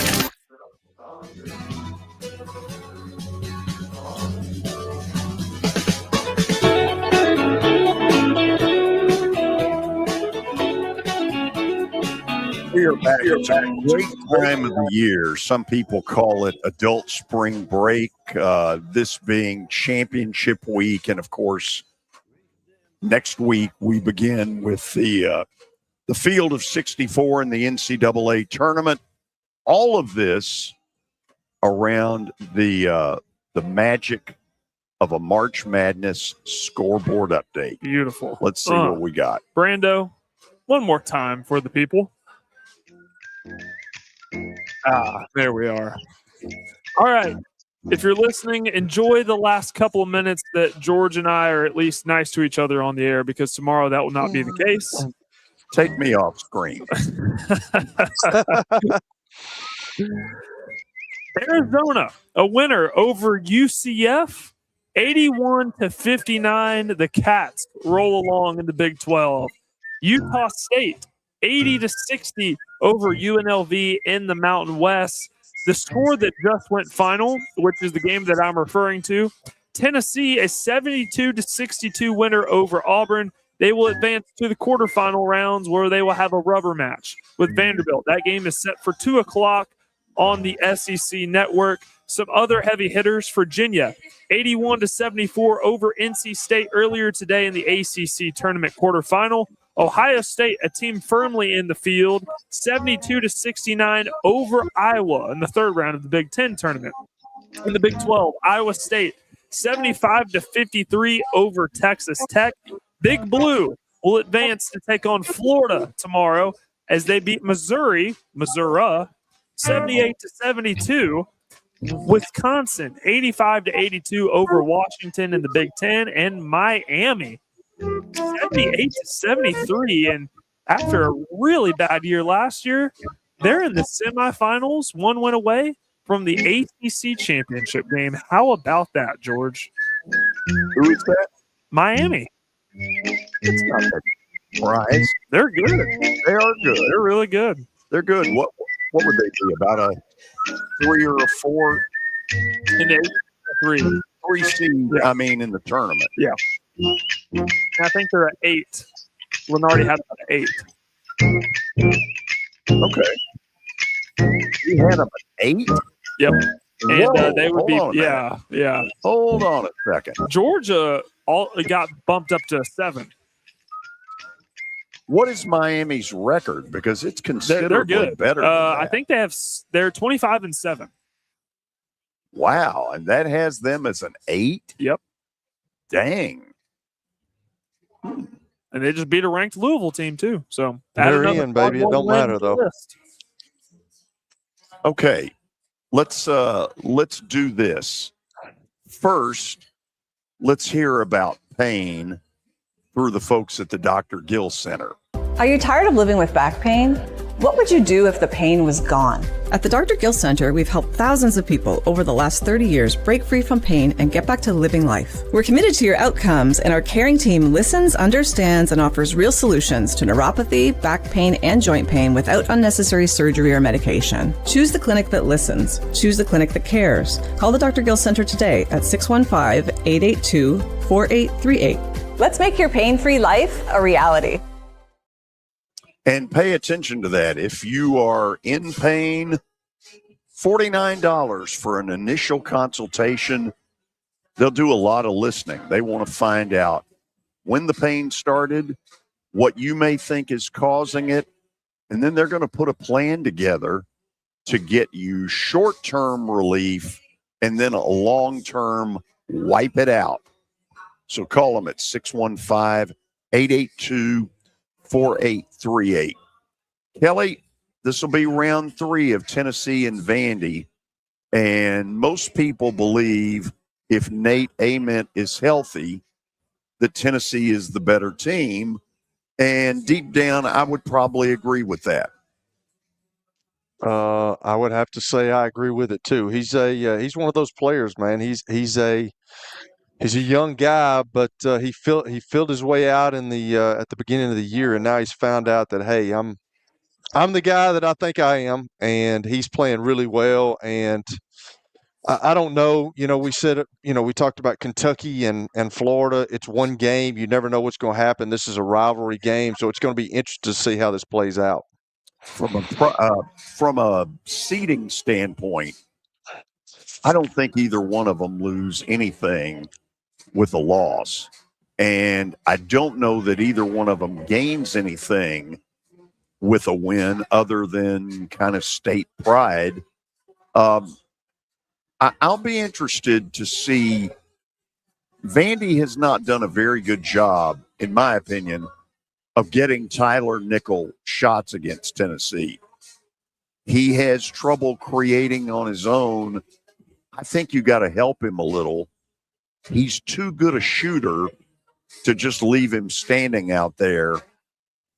You got to move him around and get him some shots. Oh, and I think Lee was totally right in what he says. He's one of those guys that likes to sit in a spot and get ready, and Tennessee does a good job of defending that. And I think that's why he hasn't played well against those guys.